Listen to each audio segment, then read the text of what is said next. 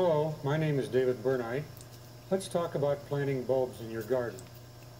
Bulbs are the easiest and least worrisome thing that you can do to have a beautiful garden without anxiety. Give them a little water and they'll come up almost anywhere they're planted, in sun or in shade.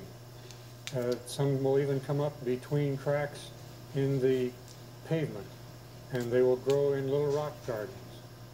There's almost nothing you can do except put too much water on them to keep a bulb from growing. And if you choose varieties carefully, you can have blooms in the early spring all the way through to summer, and you'll have lots of colors. Strictly speaking, daffodils, narcissus, tulips, lilies, and hyacinths are the main flowers which a botanist would say actually grow from bulbs. And onions and garlic. They also have flowers.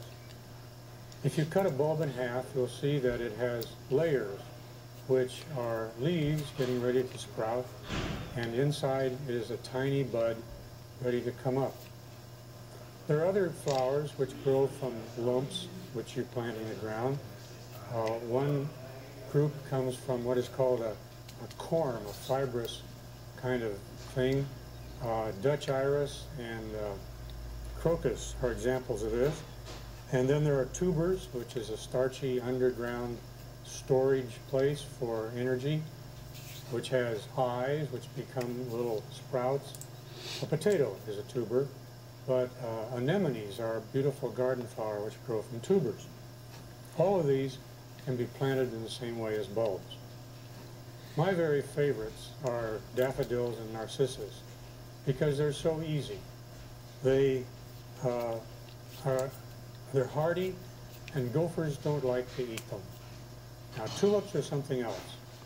A gopher considers a tulip bulb a great delicacy and will go quite a distance to eat one. So if you have gophers in your garden, give up on tulips unless you're prepared to plant them in little wire baskets under the earth.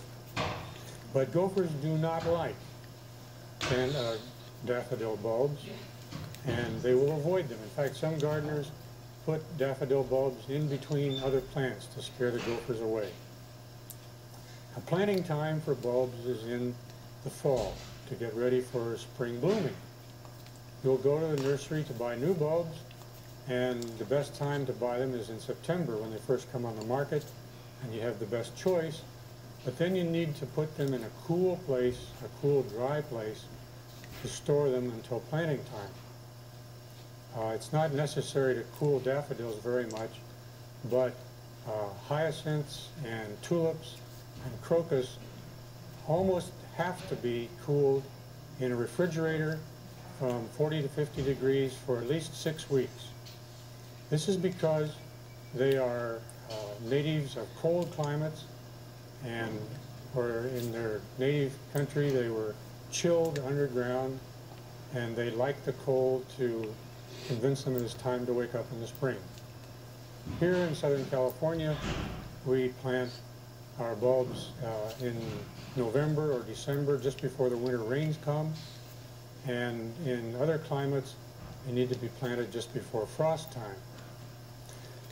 Now, to choose a spot in the garden where you have some space and where there is good soil.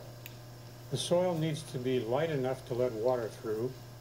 If you have a hard clay-like soil, it's best to work in some organic material like sawdust or composted leaves or old manure.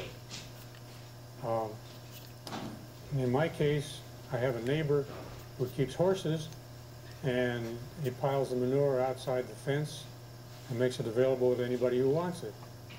Now, of course, fresh manure would burn bulbs or flowers, but after it's aged a while and gotten dry, it's almost like straw. And it's very easy to scatter several inches of manure on the soil and then just dig it in. The bulbs need to be buried with the point up, and they need to be covered with 4 to 6 inches of soil. The ideal depth varies with the species or the variety, but in general, you need to put about twice as much soil on top of them as the height of the bulb itself. That is, if the bulb is 2 inches high, it needs to be covered with 4 inches of dirt. Most flowers look best in groups or clumps rather than growing alone or in silly little lines like we sometimes put them. This is the way nature does it, and it's a good idea to follow nature. If you have a space in your garden 2 or 3 feet square, the easy way to plant bulbs there is to simply excavate the whole area down to the proper depth and then rake the bottom with a fork and scatter bulb fertilizer in and mix it with the soil and put perhaps ½ an inch of soil on top, and then place your bulbs in this area that you've cleared. Probably place them about 8 inches apart. This gives room for them to grow and to reproduce in other years, and means you won't have to dig them up for quite a number of years to pull them apart. Cover them halfway up with soil and then water thoroughly, and then put the rest of the soil in and water again. Now they need to be kept moist, so if the winter rains are late in coming, then you need to water this spot occasionally to keep it from drying out. If you're planting individual bulbs or wanted to put bulbs in between other plants, you can dig a hole for each one with a trowel or with a bulb planting device. Now there's a device on the market which I like very much. It's shaped kind of like a tomato soup can, except it's a little narrower at the bottom than at the top, sort of like a cone that's had the bottom point cut off.